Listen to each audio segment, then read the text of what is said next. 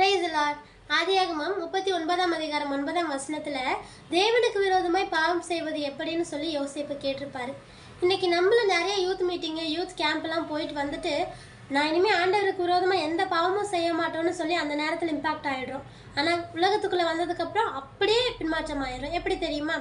ஆண்டவருக்கு கொடுக்க வேண்டிய டைம் அவருக்கு கொடுக்காம, ஆண்டவரை வைக்க வேண்டிய இடத்துல அவரை வைக்காம, பெருமையான காரியங்களை பேசுறதுனாலையும், சபைக்குள்ள ஒரு மாதிரியும் சபையை விட்டு வெளியே போனதுக்கப்புறம் ஒரு மாதிரியும் வாழ்கிற இந்த வாழ்க்கை ஆண்டவருக்கு ரொம்பவே பிடிக்காத ஒரு விரோதமான வாழ்க்கை. இன்னைக்கு கிறிஸ்தவ பிள்ளைகளுக்கு அது புரியறதில்லை.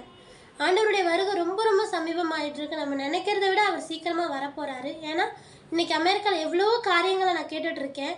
ஆண்டவர் வரப்போறாருங்கிறதுக்கு அவ்வளோ காரியங்கள் ஆயத்தமாயிட்டு இருக்கு.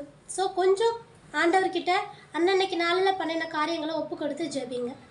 ஆண்டவர் உங்களோடு கூட இருக்கார். ஆமென்.